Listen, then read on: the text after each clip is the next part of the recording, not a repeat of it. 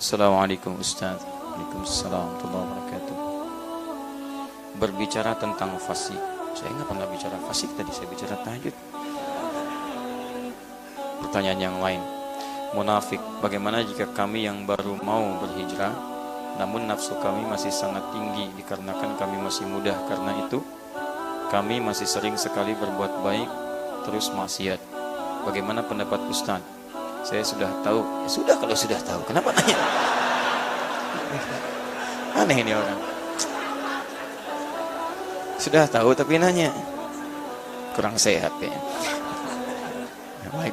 Saya sudah tahu katanya perbanyak puasa sunnah, namun saya masih saja terbayang maksiat karena nafsu. Apa yang harus saya lakukan? Baik, yang pertama adalah Quran surah ke-66 ayat yang ke-8.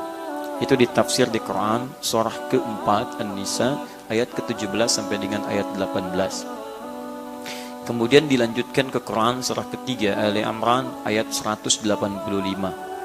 Yang di situ ditafsirkan di Quran surah ke-7 ayat 34. Ini yang paling efektif untuk menghambat diri kita berbuat maksiat.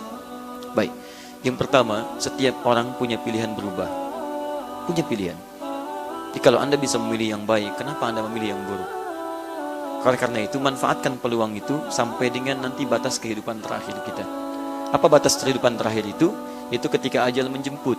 Quran surah ke-7 ayat 34. Walikulli ummatin ajal. Setiap umat itu, bukan cuma kita, semua umat itu punya ajal. Ajal itu batas akhir usia yang dirahasiakan oleh Allah, tidak diberitahu supaya kita bisa bersemangat kemudian menggali bekal-bekal terbaik untuk pulang. Kalau diberitahu, Anda nggak akan semangat menjalani urusan dunia. Itu namanya siapa? Sayyib. Masya Allah. Sayyib, Anda disampaikan akan meninggal malam ini jam 9 kurang 3 menit. Dan kurang 3 detik. Masya Allah. Apa masih berhasrat untuk pulang dan keluar dari masjid? Tidak. Di sini aja. Ya Allah, ampun dosa saya Allah. Saya besok kan ada ujian. Gak peduli. Ya Allah. Terus saja begitu. Makanya diberikan hal yang gaib sifatnya supaya serius mendekat kepada Allah Subhanahu wa taala. Tapi supaya juga tidak sembarangan. Hati-hati, tidak sembarangan. Karena itu bagaimana cara ajal itu diambil? Ada maut namanya. Quran surah ketiga ayat 185. Kullu nafsin dha'iqatul maut. Setiap jiwa itu akan merasakan kematian.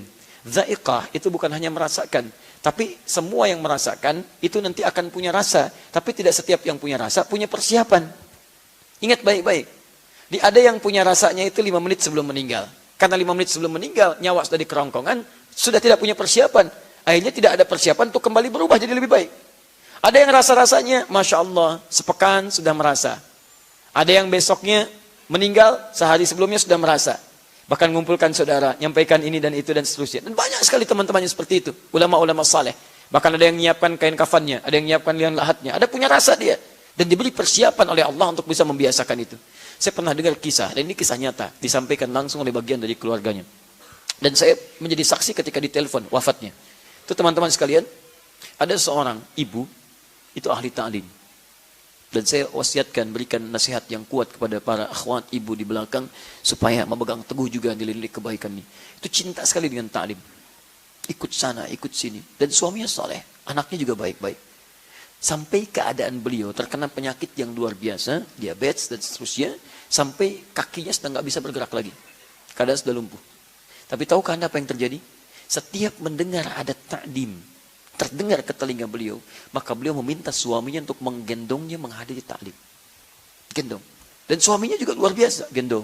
Berangkat, naikkan ke motor, sampaikan, duduk, setia, selesai, pulang lagi. Satu ketika, teman-teman sekalian, dihukumi oleh dokter secara medis dan klinis, dia sudah nggak bisa ngapa-ngapain lagi. Sudah nggak bisa, sulit dan seterusnya. Tapi tiba-tiba, ada sesuatu yang terjadi luar biasa indah. Pada satu ketika, si ibu itu, yang ada di kamar dan seterusnya, tiba-tiba, mengagetkan semua yang ada di rumah pada saat itu. Ketika datang ke ruangan tengah dengan pakaian yang luar biasa bagusnya. Ternyata ibu ini bisa bangun dari tidurnya. Dia ngambil pakaian terbaiknya, yang paling halal yang dia miliki, dari nafkah suaminya. Dikenakan pakaian itu yang sangat luar biasa indahnya, bagus. Kemudian datang ke ruang tengah, dipanggil suami dan kedua anaknya. Begitu dipanggil teman-teman, kaget. Belum hilang dari kagetnya, digenggam tangan suaminya begini. Dan minta pada anaknya, tolong buatkan susu. Dibikinkan susu pada saat itu. Belum hilang kagetnya, diminum. Tolong bacakan Quran. Mama ingin dengar. Begitu kedua anaknya baca Quran. Ibunya tenang begini. Sampai tak terasa ikatannya, pegangannya sudah sedemikian kuat. Ketika dilihat ternyata tangannya sudah kaku. Meninggal dalam keadaan diberikan air susu oleh dua anak yang telah disusui oleh ibu ini. Dan dibacakan Quran. Kepergiannya dibacakan Quran oleh anak yang telah dikandung dan dilahirkannya. Anda bayangkan, kita tidak bisa mengelak dari kematian, tapi kita bisa mempersiapkan diri meninggal dalam keadaan yang terbaik. Maka itu kata para ulama, jika Anda tergerak untuk berbuat maksiat, bayangkan seketika akan diwafatkan oleh Allah Subhanahu wa taala. Itu yang paling mudah. Teman-teman yang kerja baik di Pusi atau tempat lain, kalau ada tawaran kontrak yang tidak baik, yang tidak jelas, bayangkan ketika Anda tanda tangan, Anda diwafatkan pada saat itu. Itu akan menjaga diri Anda. Dan ingat baik-baik, rezeki itu nggak akan tertukar. Gak akan tertukar. Anda mustahil diwafatkan kalau rezeki Anda belum diberikan secara sempurna. Anda cari yang halal, dapatnya segitu. Anda cari dengan yang haram, dapatnya segitu. Kalau bisa dengan yang halal, kenapa cari yang haram? Perbedaannya cuma di keberkahan. Berkah. Dapat dengan cara yang halal, berkah. Cara yang haram, hilang keberkahannya. Itu poinnya. Di jangan bangga mengambil yang haram, dapat 100 miliar. Memang rezeki Anda tuh 100 miliar. Anda cari dengan yang halal pun dapatnya segitu. Ngapain Anda cari yang halal dengan cara yang haram? Ngapain cari dengan cara yang haram? Gak ada kerjaan Anda. Maka dari itu ketika Anda menemukan peluang berbuat maksiat, bayangkan diwafatkan pada saat itu. Itu yang paling mudah. Dan ingat, malaikat ketika akan mencabut nyawa, dia punya tupoksi yang jelas. Tidak akan tertukar, tidak akan milih, dan tidak akan memberikan kabar dan sebagainya. Karena itu, baca tanda-tandanya, selalu dekatkan diri kita dengan Allah Subhanahu wa taala. Kemudian cara terbaiknya, setelah itu kita paham, segera bertaubat. Maka disampaikan di Quran surah ke-66 At-Tahrim ayat yang ke-8, "Tubu ilallahi taubatan nasuha." Dan dibuka dengan kalimat iman, "Ya ayyuhalladzina amanu." Hei orang-orang yang masih merasa punya iman. Jadi kalau Anda pernah berbuat maksiat, iman Anda akan membimbing Anda taubat. Hati-hati ya. Kalau Anda mengaku beriman tapi masih gemar berbuat maksiat dan iman tidak membisikkan kalimat taubat, itu pertanda iman Anda begitu lemah. Dan Anda harus berpikir luar biasa, cepat, kuatkan lagi. Sebelum tiba masanya, suara keimanan Anda tidak akan berfungsi kembali. Karena semakin banyak maksiat dikerjakan. Tapi kalau pertanyaan Anda ini, artinya iman Anda masih normal. Kenapa kalimat tobat dibuka dengan kalimat iman? Artinya ketika ada seseorang salah, imannya kalau masih normal akan mengarahkan dia untuk tobat. Ayo kembali, ayo berubah. Yang jadi masalah ketika berbuat maksiat, hati Anda tidak terdorong. Gak ada dorongan iman. Gak ada. Yang paling bahaya ketika iman ditutup, kufur maksiat yang muncul. Itu yang paling bahaya. Kalau Anda tidak pernah berbuat salah, kemudian terpikir maksiat, pulang dari sini, yang dipakai sendal orang misalnya. Dan direncanakan. Wah, bagus kayaknya nih, Masya Allah. Begitu pulang dia pakai, sebelumnya nggak pernah pakai sendal orang. Atau misalnya, pulang, sendal hilang. Hilang sendal. Begitu hilang sendal ditungguin, nggak ada yang pulang nih. Nah, baik pulang semuanya. Begitu pulang semuanya, ini ada sendal nih, sisa di sini. Lumayan saya pakai lah. Kalau Anda belum pernah pakai sendal orang, itu iman Anda akan mengatakan, jangan. Walaupun ini ada yang tersisa, tapi itu bukan punya kamu. Jangan. Ada suara. Karena iman kita tidak akan membiarkan pemilik iman itu terjebak dalam perbuatan maksiat. Tapi sebaliknya, kalau terus maksiat, nakta sudah tertutup semuanya, maka suara iman akan hilang. Pelan. Yang ada adalah suara keburukan, suara maksiat. Dibisikkan setan. Setan lewat nafsu. Sebelum berangkat pun sudah niat. Sendal itu yang saya pakai itu. Begitu selesai pengajian dipakai. Begitu pakai, hatinya mengatakan, kamu salah. Bukan yang itu. Harusnya yang itu yang lebih bagus lagi. Lebih jahat. Karena ini suara yang baiknya hilang. Makanya saya ucapkan selamat kepada Anda yang menuliskan kertas ini. Kenapa? Karena masih ada suara iman dalam diri Anda. Meminta Anda berubah. Makanya ketika Anda mau berubah harus total. Niatkan dengan total. Tubu ilallahi taubatan nasuha. Yang benar. Yang serius. Bagaimana cara serius itu? Ditafsirkan nanti pertama di Quran surah ke-4 ayat ke-17 tadi. Ya sampai 18 ya. Ayat 17 baca. Innamat taubatu 'ala Allahi lilladzina ya'maluna su'an bi jahalatin thumma yatubuna min qarib. Tobat yang diterima oleh Allah adalah bagi seseorang yang pernah berbuat salah. Salahnya disebut dengan jahalah. Jahalah itu terbagi dua. Yang pertama, memang nggak tahu itu dosa. Nggak tahu dosa. Nikmati misalkan acara gosip, macam-macam dan sebagainya. Kok nikmatin gosip? Itu dosa tahu? Nggak tahu. Nah karena nggak tahu, dia menyaksikan itu. Setelah tahu, dia pindah, saya tobat. Ya Allah, itu jahalah namanya. Ya, mamah tidak kakak. Alhamdulillah mah tidak seperti tante itu tuh. Sama, mamah juga dosa. Kasih tahu, tidak baik menyebutkan orang lain. Kembali. Ada yang kedua, jahalah kedua itu memang sudah tahu dosa, cuman dikerjain juga. Ini yang banyak. Sudah tahu salah, dikerjain. Kayak es batu ditiupin. Ya, jadi bohong, dusta, dosa enggak? Udah tahu dosa, dikerjain juga.